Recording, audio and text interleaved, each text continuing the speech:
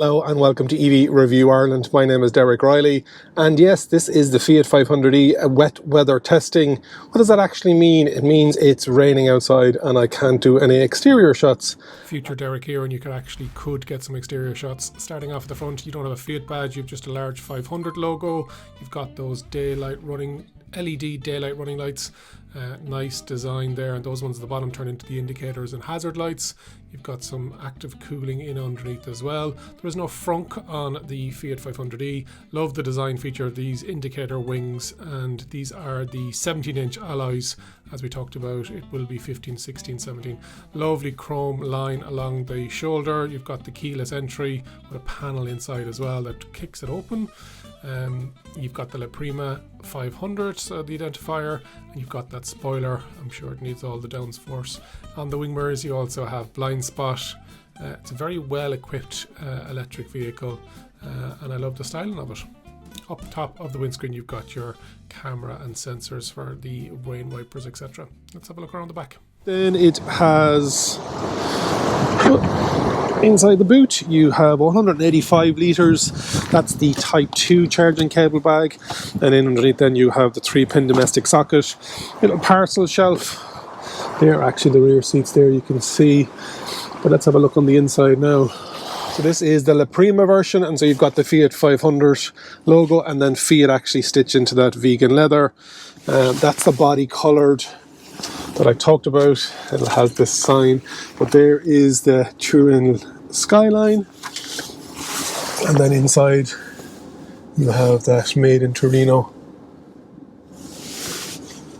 Good sized doors. This is the colour of the car that we talked about, the HVAC ventilation system. This is the 10.25 inch 16.9 ratio screen, 7-inch screen here, and you've got your modes, parking, sliding up and down. This also has a cover if you want to cover it. Yeah, hopefully you've enjoyed the review. Wet and windy, we can only try. So this is the most affordable electric vehicle available in Ireland at the moment, and it's coming in at, with the lower battery, and there are 2 battery sizes, at after grants 24,995. A lot of my viewers are in the UK, and you're probably wondering, why are you only doing this Fiat 500e now, Derek? It's just after launching in Ireland. There was a new change of distributor here, and so it was kind of fell between the 2 distributors.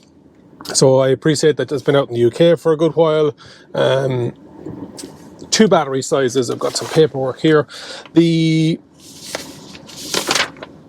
24 kilowatt hour and also 42 kilowatt hour. We're going to get 3 levels here in Ireland: the Action, the Icon and the La Primera, which is the first edition, which a lot of brands do when they bring out their car. With the Action, you actually don't get a screen at all in the dash. You get a cradle for your phone, and you use your phone as the infotainment screen. And that Action comes in just that smaller battery, the 24 kilowatt hour battery, and that has a 95 horsepower electric motor in it. Then you've got the Icon, and that comes in a couple of different, that comes in the hatchback or the convertible, and then La Prima, and that will come in hatchback and convertible as well. They both have the larger 118 horsepower electric motor, and they both have the larger battery as well, this 42 kilowatt hour battery. The way you'll tell them apart is usually by the wheel size. The Action is 15-inch, the Icon has 16-inch, and the La Prima has 17-inch, and they're the black ones. The Icon and the La Prima, you get a lot of driver assists. You get that 10.25-inch 16.9 ratio infotainment screen, blind spot. You get adaptive cruise control on the top one. So there's lots of. The La Prima is going to have everything on it. Now, the price is going to match that as well. The La Prima starts off at 32,500 euros for the hatchback, and then for the convertible, it's nearly 35,000 euros. So for 32,500 euros, it's a lot of money for a small car, but you are going up against the likes of the Honda E, and this would have a bigger battery, and you're also going up against the likes of the Mini Electric And again, this will have a bigger battery. There are bigger cars out there for the money. You're going to go to the MG ZS EV, thereabouts. You are looking at the Peugeot E208, the Corsa E, and so really this is in a premium segment when you start to go up in battery size and trim level. But they do have a smaller battery and a smaller trim level at 24.5, nearly 25,000 euros. Still not small money, but it is the most affordable EV in Ireland. We're going to run through some of the stats with regards to what the actual battery size are, etc. And so the smaller battery, the smaller electric motor, the 95 horsepower one, that and the smaller battery that has a 21.3 usable battery versus the 24, that has a range WLTP of 190, EV database is saying around 135, 140, and then the larger battery pack comes in at just under 29,000 euros. So that is a 42 gross, 37.2 usable, and that gives you a 118 horsepower electric motor and a WLTP of 320. EV database is saying probably near 250, and that's what I'm getting with a full battery on this larger pack with the bigger electric motor. Your Honda E is going up against that at 33, but has a smaller battery and the mini electric. And I said you got the Renault Zoe coming in there as well at 27,500 with the best size battery pack out there, and over 300 real world kilometers worth of range. In the Fiat 500e, you have touch button to open on the door. This is only a 2-door, 3-door if you consider the hatch at the back. There's a push button. There is the electronic adjustments for the wing mirrors and your driver and passenger. On this version it's one touch for both, and there's also a handle for if that button malfunctions, you still have an ability of getting out of the car. Big door, good heavy chunky door as well. The wind nearly took it there.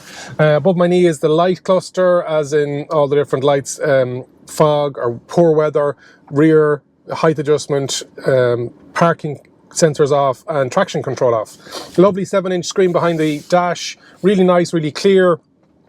Has your mileage with the battery percentage on the left. You have adaptive cruise control and lane keep on this model. You have your speed, you have the power whether you're taking it or not, and you can change it with regards to what else you can put in there. You can put in your nav, you can put in your trip, you can put in your driver assist, you can put in the tire pressure, etc, etc. So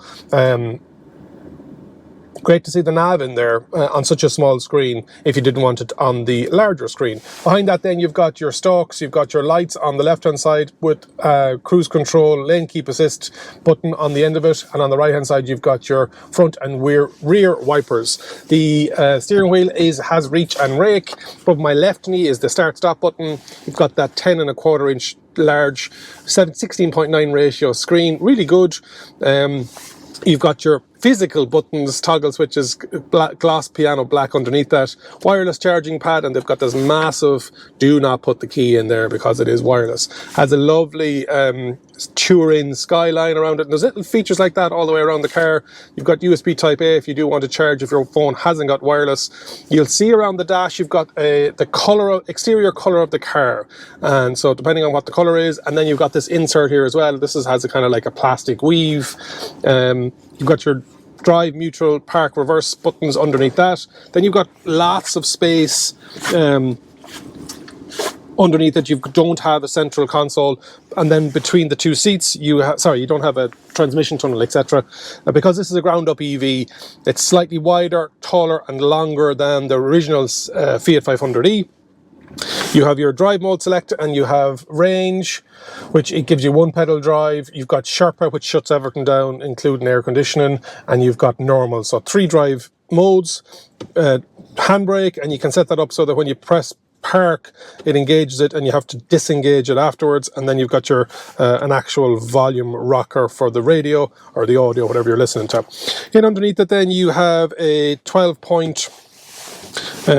volt cigarette lighter, charger, and you have another USB type A.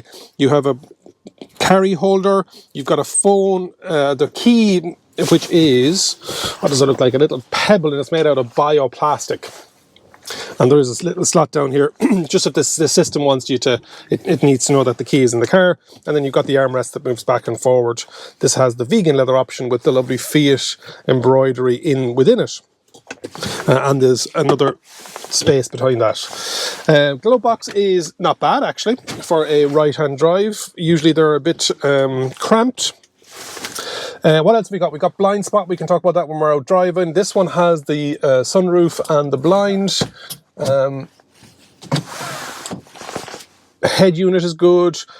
What I find with my height, and I'm 6'2", 187, 188 centimeters, with that rear view, automatic wipers, all the sensors are in that head unit coming down into the windscreen. I sometimes find that I'm looking in underneath. That's probably just more to do with my height more than anything else, but between the top of the screen and the bottom of the actual rear view mirror, it's a small bit, it encroaches on my field of view.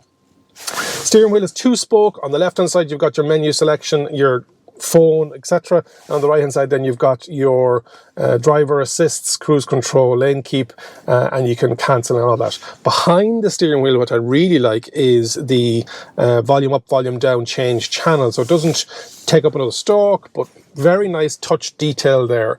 And it's all about the details on this car. Inside the door you have a little emboss kind of made in Torino, and the old Fiat 500e 1957 this is out since, so it has stood the test of time. But this one isn't a take the last version and stick some batteries in it. This is a ground up EV, and you can tell it's very well put together in my opinion.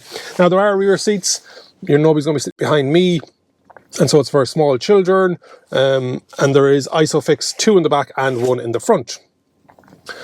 Charging on the Fiat 500e is, depending on the model, you'll get DC up to 50 kilowatts and then up to 85 kilowatts. So this one has 85 kilowatts. Once you get to 80%, it falls off a cliff. It is not worth your while. I was 5 minutes away from hitting 80% and an hour away then from going from 80 to 100%. Let's take that picture up on the screen. So yeah, it really does drop off a cliff, that charging curve. No frunk. Boot is 185 litres with a small little parcel shelf. It's a small car, it's a small city car. But if it suits your needs, if the range works, if the form factor works, I really like it. Would I have it over the Hyundai? It's something different. If you want something more stylish in a traditional sense, and it has, people understand what it is, show this to anybody and they're going to know it's a Fiat 500e. Outside, the daylight running lights are class. I really like them. On the lower models, the Action and the Icon, they're halogen, and then on the La Prima it is LED headlights. The rear lights are LED across all models. We'll take it out for a drive.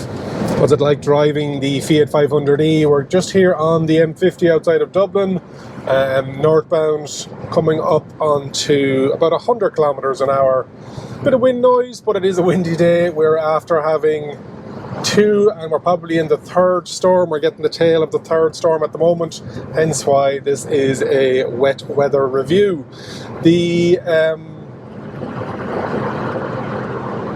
I think the suspension is set up well. I think the steering wheel is a good size and well weighted. The driver assists are great, and I love it on a car of this price point. The fact that you have that blind spot, you have that lane keep, you have that co-driver as they call it. Yeah, good. Let me know in the comments whether you think the Fiat 500e is good value, or if you're thinking about going for it. I know that I've seen on the EV owner groups that a couple of people have already gotten them, so they're out, they're in the network, and it's not like the people reviewing them have had them first. They're already in the wild, so it's great to see it. I was speaking to an owner in the UK that has it a couple of months already, and there were some teething issues with some of the UK models. Kilometers was changing back, or their miles per hour was changing back to kilometers, so maybe it was a UK issue. And on the convertible, when you opened the boot, some water was getting in if it was raining, and so it was good to get feedback from a driver on that. If you're an owner already, let me know how good you're finding it, if there's something that other owners should know about or be aware of. But overall, for a car that was built from the ground up, built in Italy before the Stellantis takeover, because this would have been in production would concept and then production for a couple of years before that, and the Stellantis merger is only a year and a half old, or maybe 2 years at this stage. But yeah, hopefully you've enjoyed today's review. Apologies for the weather. I haven't had it like this in a long time, but we have to just persevere and get through it and get on with it. Make sure you like the video, make sure you comment as I mentioned, and share it with somebody that's thinking about buying a small electric car.